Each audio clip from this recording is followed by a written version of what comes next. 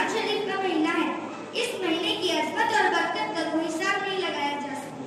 रमजान का महीना वो महीना है जिसमें अल्लाह ने कुरान शरीफ नाज़िल हुआ लोगों की हिदायत के लिए। फलसफा रोज़ा। इंसान को हर वक्त नियामत देने वाला अल्लाह अपने बंदों से इम्तिहान लेना चाहता है कि पूरे साल में नियामतें खाने वालों, क्या तुम एक महीना मेरे लिए खाना पीना छोड़ सकते हो? और फिर अल्लाह ताला ने रोजा रखने का हुक्म दिया।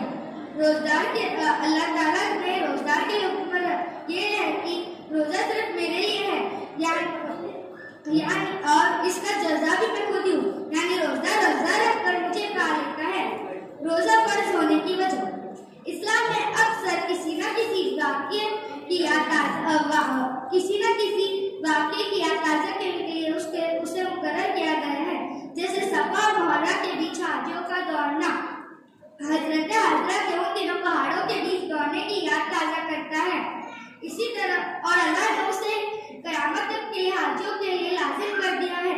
इसी तरह हुज़ूर सल्लल्लाहु अलैहि वसल्लम उन दिनों गारे राह में गुजरते, दिन में कुछ नहीं खाते और रात में अल्लाह की इबादत करते।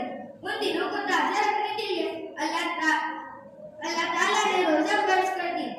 रमजान की एक अज़मत वाली रात ऐसी है जिस दिन अल्लाह ने कुरान की एक सूरह सूरह अल-कद्र नाज़िल फरमाई और अल्लाह ने कुरान की आयत में फरमाया है कि पूरा कुरान रमजान के महीने में नाज़िल हुआ, यानी हमें रमजान के महीने में कुरान की ज़्यादा से ज़्यादा तिलावत करनी चाहिए।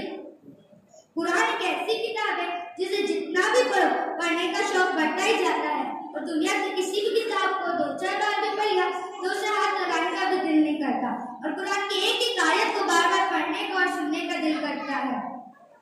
इस दुनिया का माल और दौलत और गाड़ियां और बिल्डिंगें इन सबसे सिर्फ परेशानी बढ़ती ही जाती है।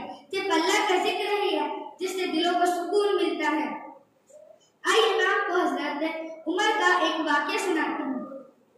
ये तब की बात है जब मुसलमानों ने तिवालत शुरू किया था और तब हज़रत उमर अब बहुत गुस्से में थे और उन्होंने कहा था कि मैं हुज़ूर सल्लल्लाहु अलैहि वसल्लम का सर काट के लाऊंगा और इसी नियत से वो अपनी तलवार लेकर रास्ते पे जा रहे थे। तभी उन्हें एक शख्स मिला और उसने उन्हें पूछा कि उमर इतने गुस्से में कहाँ जा रहे हो? वो कहता है कि आज मैं हुज़ूर सल्लल्लाहु अलैहि वसल्लम का सर काट के ले आऊंगा।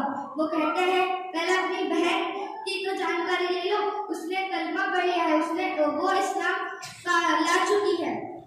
हज़रत उमर अपनी बहन के घर जाते हैं, वहाँ अपनी बहन और भाईजान को पूछते हैं कि क्या कर रहे थे तुम? उनकी बहन कहती है कुछ नहीं। वो अपने बहन को मारना शुरू करते हैं।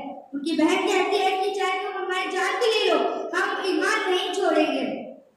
हज़रत उमर कहते हैं कि मुझे भी कुरान पढ़ाओ।